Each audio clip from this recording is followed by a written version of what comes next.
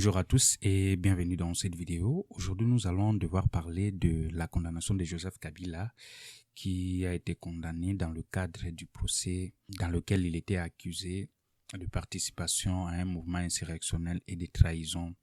à l'État. C'est vrai que la partie civile avait eu aussi à demander à ce qu'il puisse être jugé comme étant espion étranger et qu'il remettait en cause son identité étant congolais, mais cela a été rejeté lors de la condamnation ou renvoyé en quelque sorte comme étant une question gouvernementale et non une question juridique qui devrait être traitée par eux. Alors, que retenir de cette condamnation? Parce que Joseph Kabila a été condamné à mort et pour moi, je pense que c'est une peine modérée. C'est vrai que plusieurs personnes vont devoir se dire comment une condamnation à mort puisse être considérée comme étant une peine modérée parce que il n'a pas eu des peines secondaires comme on pouvait se l'attendre, parce que d'ailleurs, dans les réquisitoires, il a été demandé à ce qu'on puisse même séquestrer ses biens afin qu'il ne puisse plus en bénéficier, mais jusqu'à présent, lors du prononcé du jugement, ils ont seulement retenu à ce que Joseph Kabila puisse être condamné à mort. Alors, si cela est fait ainsi, c'est premièrement parce que c'est un procès politique, purement politique, parce que déjà dès le départ, lors du déroulé de ces procès, la partie de la République avait du mal à prouver à travers des liens juridiques cohérents le lien qui existerait entre Joseph Kabila et l'AFC M23. Mais qu'en plus de cela, ils ont vu que en condamnant Joseph Kabila à la séquestration de ses biens,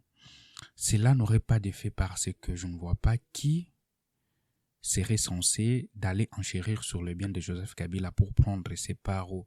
participer à ses parts des entreprises, parce que tout le monde sait que d'ici quelques années même, ou peut-être même quelques jours, Joseph Kabila pourrait retourner dans le pays dans le cadre des accords parce qu'il y a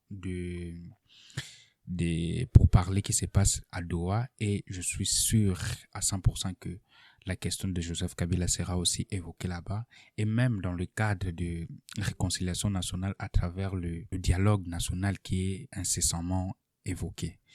Alors, pourquoi, si on sait que à la longue on va devoir relaxer Joseph Kabila et que d'ailleurs c'est la raison pour laquelle on n'a pas voulu toucher à ses biens, pourquoi le gouvernement congolais s'est attardé à poursuivre Joseph Kabila jusqu'à obtenir sa condamnation? Alors, cela a un double sens pour moi. Le premier sens, c'est premièrement une carte de plus dans les négociations qui se posent entre la République démocratique du Congo et le M23 à Doha, à Qatar, de sorte que il puisse avoir un nouveau levier par rapport au poids à la négociation, parce que c'est jusqu'à preuve du contraire, le gouvernement congolais détient encore la légitimité sur les actes juridiques à poser au nom du gouvernement, mais qu'en plus de cela, on voudrait avoir une dimension d'entachement. C'est-à-dire que cela peut rester comme étant un cachet que Joseph Kabila a eu à collaborer avec les ennemis alors qu'il était président de la République et qu'il a eu à travailler pour le pays. Mais malgré ça, à cause de divergences personnelles, il a voulu entrer en contact avec les ennemis de l'État pour déstabiliser les pays. Alors, sur ce niveau-là, ça sera un avis partagé du point de vue des publics, mais au moins, le gouvernement a voulu s'aimer cette crainte afin que cela puisse susciter un peu de réaction du côté de la population et partager en quelque sorte la population, parce que c'est ça, en fait, le but dans ces procès. Et c'est pourquoi d'ailleurs, dans les sanctions qui ont été annoncées, il n'y a rien de concret qui sera réalisé.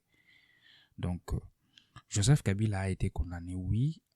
à la peine de mort, mais cette condamnation n'est qu'un symbole ou un levier de plus par rapport à la situation géopolitique et géostratégique qui se passe au pays, au vu du dialogue qui s'annonce et aussi aux négociations qui se passent au Qatar à Doha.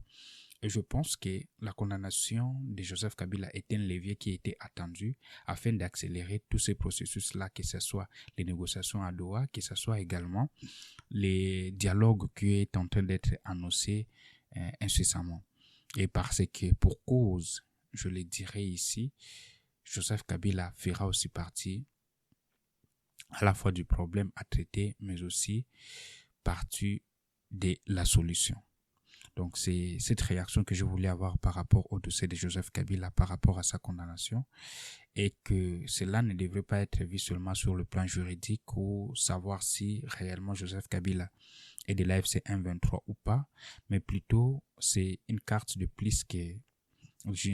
Félix Tshisekedi a voulu avoir afin de peser dans les négociations futures qui arrivent. Et vu qu'on sait que personne ne sera censé pour aller enchérir sur le bien de Joseph Kabila lors de la vente publique, c'est la raison pour laquelle d'ailleurs ils se sont dit qu'il ne serait même pas opportun de pouvoir